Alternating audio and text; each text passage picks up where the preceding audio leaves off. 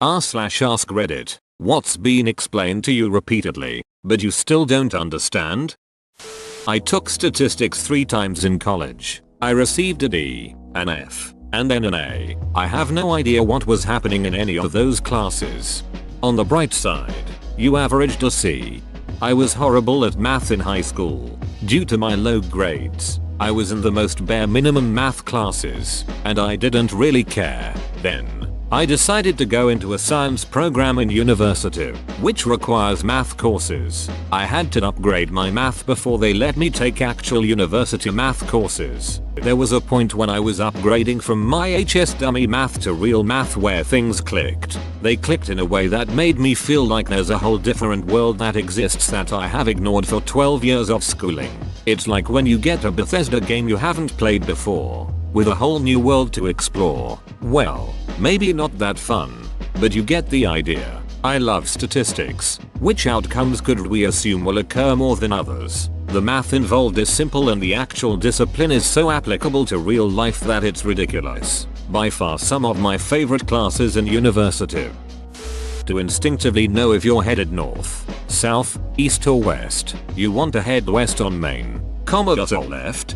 I have never understood how people do it without mountains. I live in Salt Lake City, in the valley. Those mountains are east. Those are west. North and south are natural if you've got that. Growing up in SLC is navigation on easy mode. I've been out for 4 years and I'm still an absolute moron in my new city. Why does this road curve? Why is it named after a tree and not a number? We had it easy, dude.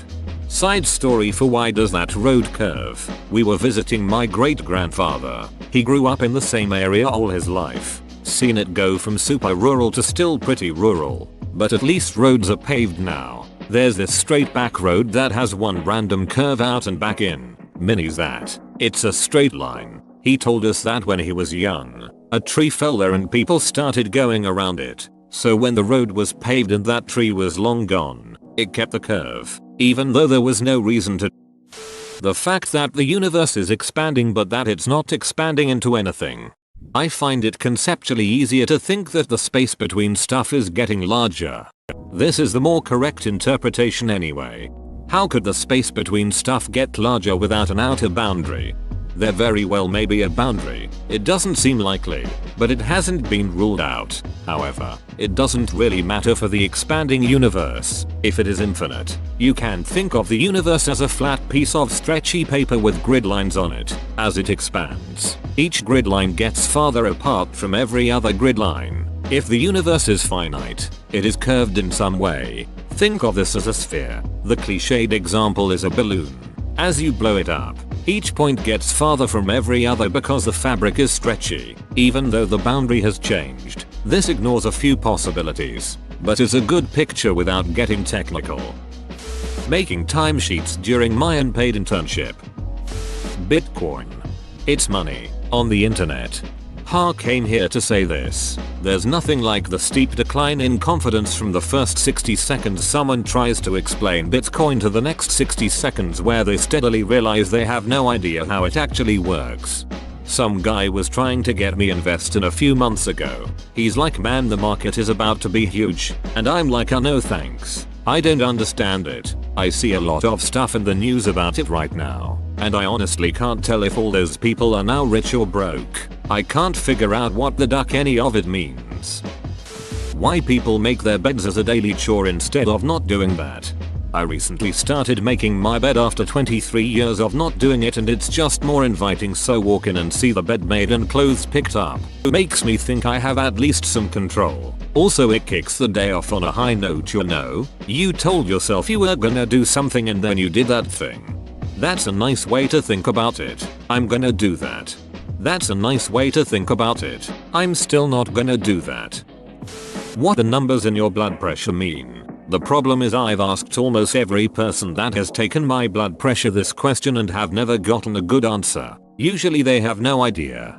The top number is the amount of pressure there is when your heart beats. The bottom number is the pressure in your heart in between beats. That's a better answer than I've received from more nurses people taking test. Thanks. But how much pressure? Say 120/80. Is that C? Or If you are pumping 120 over 80 C, you must be made of metal. Where did actors' motivation to do boring shit come from? Focus on the purpose of boring tasks, not the inherent interest of the task itself. If the task has no purpose, don't do it. Hate balancing spreadsheets? Judy from payroll really needs those. And you like Judy. Hate working out? Being buff is awesome. And you want to look awesome. Hate ironing sheets? Why are you ironing sheets? That makes no sense. Stop ironing sheets. This is exactly what I was ducking missing. I'm gonna try this. Thank you. Now hurry up with those spreadsheets, Judy.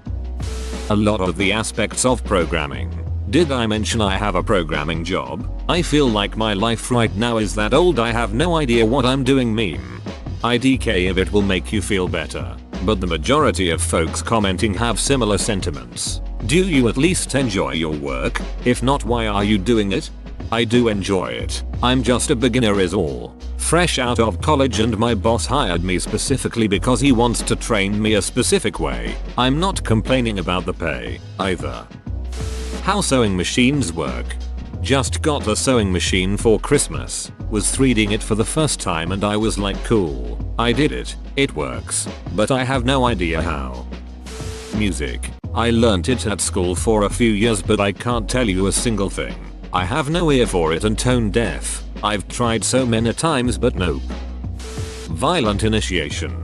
Brotherhoods in fraternity, military, gangs and all sorts of groups. I don't under the camaraderie that is born from your new friends or family beating on you for a predetermined amount of time. Art, paintings, sculptures, frescoes, etc. I just don't get it. When I look at a piece of art, I have to have someone there to explain it, or I won't get it. You don't have to get it. I swear I'm not copping out here. Not everything in life, books, movies, anything is going to resonate with you. That's okay. But if you see a painting and you are reminded of an old friend, or a place you used to visit, or any memory good or bad, it's a small thing, but that's sometimes all the art can do. But it did do something. Sometimes seeing a marble sculpture isn't feeling awe of the pose, but simply admiring and taking a moment to imagine the hundreds of hours and patience it took to chisel. Video games too. I make art for video games and virtually cannot stand them. They just don't speak to me. But hopefully one person plays them and it does do something for them. Art isn't for everyone. It's just for those who needed it. The Monty Hall problem. I can watch videos, read explanations and I can't wrap my head around it. You pick a door, and you have a 1 in 3 chance of getting it right. That's locked in, right? You can't do shit to change it. 3 doors, 1 car, 1 in 3. Simple. Monty eliminates one of the doors, but he's not allowed to eliminate the car. The door that he discards has to have a go behind it. Now, there are 2 options in play here. Either you pick the car, in which case, Monty can discard either door. They both contain goats. Or you picked a goat, in which case, Monty has to discard the one door he knows has a goat behind it. He doesn't get any say in it, which means that the only door he doesn't discard is to contain the car. It's in this last section where the trick lies. Monty has no choice about which door he discards. If you chose the door with a goat, the rules of the game say he has to leave the car behind. If the car is behind any of the doors you didn't choose, has to, no alternative. So now you're faced with 2 scenarios. Either you pick the car first time, which would happen 1/3 of the times you play, and the other door by definition doesn't contain the car, and so switching is bad. Or, you didn't pick the car the first time, which would happen 2/3 of the times you play, which means the other door must contain the car, because that's how the rules of the game are set out. If you follow me so far, what's the logical solution? And if you don't follow me, where's the part where you get stuck? Cameras and their ISO, shutter speed, and those other things. Moles, not the animal chemistry, and I like chemistry. Isn't it just like the word dozen? It's just 6.02 x 1023 over something. So you could have a mole of Fiat 500s? I don't understand how the Bible is ever taken literally. It was written by humans and several times it's been edited. The church even admits it. Why is it considered controversial to say that the Bible is basically a religious anthology?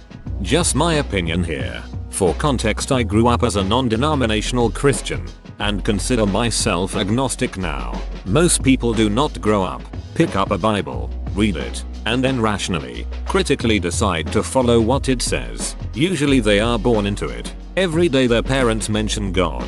Every week they go to church. Every night at dinner they pray. Their parents also teach them to feed themselves, how to play nicely, how to brush their teeth. They explain things to them when they are confused. They give helpful advice. A kid learns all the basic factors of life from their parents. And they learn religion too.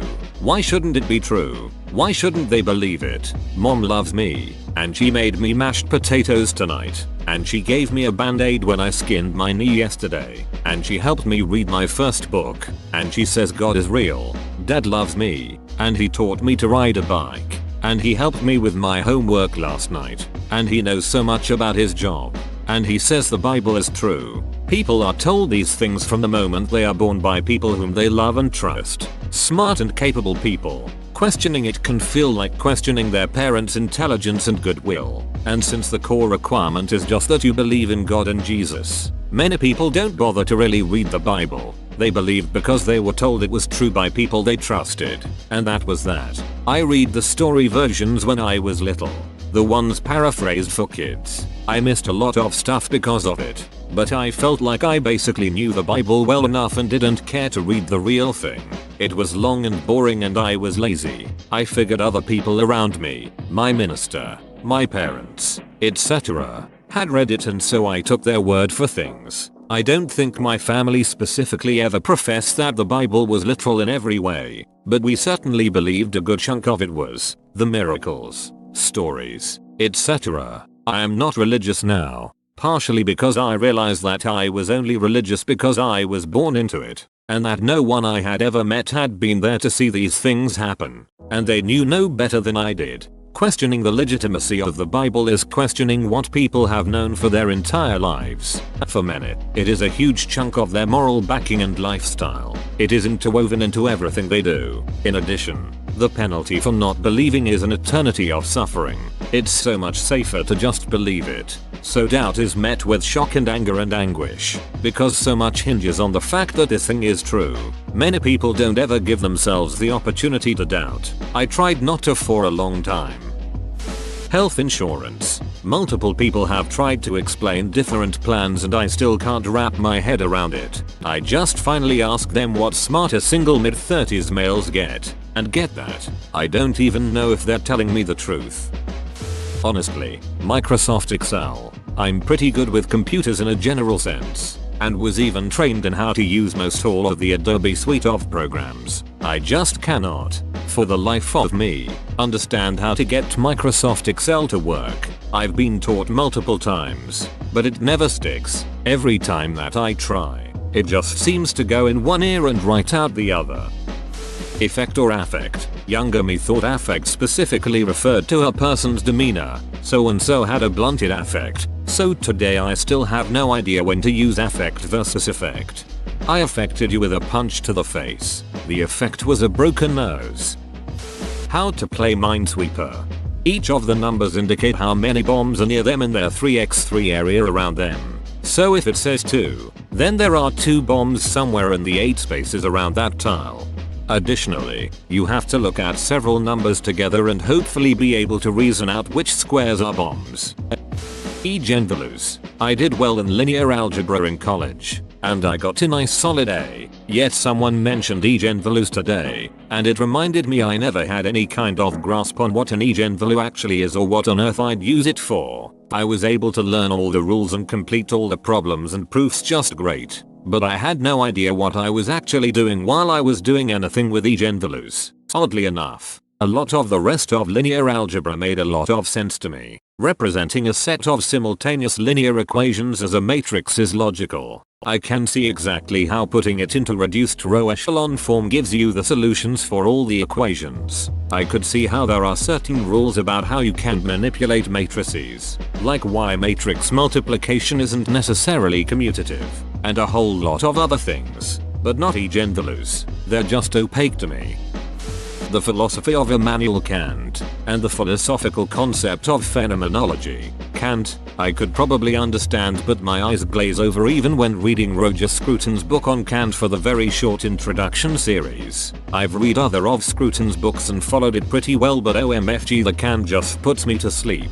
Phenomenology, I think, might be a con job from the start. Phenomenology is the late child of Aristotle's realism, but more honest about the subjective position of whoever is experiencing that phenomena. If you're outside a dark room and you can't see what's happening inside, maybe it's God creating a new universe in a marble, maybe it's a gay orgy. Either way, phenomenology doesn't give a rat's ass. Things exist and are perceived by you and me. We start from there. Obviously I listen to music, but I can't tell you anything in depth about songs. I can barely clap in rhythm most of the time. It's probably why I prefer lyrics over the music, because I can understand it better. Algebra. How to play euchre. Electricity, I mean, I can read about it in a textbook and understand the words I'm reading, but to really think about it, the whole idea of it is impossible for me to process. Dance. I get the idea that concepts and emotions and interpretations of things can be expressed by people making poses and jumping around. But no matter how it's explained to me or how much of it I watch, all I see is people making poses and jumping around. It communicates nothing to me. That scene on Jim Henson's Labyrinth where one of us always tells the truth and one of us always lies. I can never understand her logic behind solving the riddle. Whoa, you made it to the end? You're a ducking beast. I'll cut you a deal. Smash like and subscribe for more curated content, bruh. It's free and that's a great price.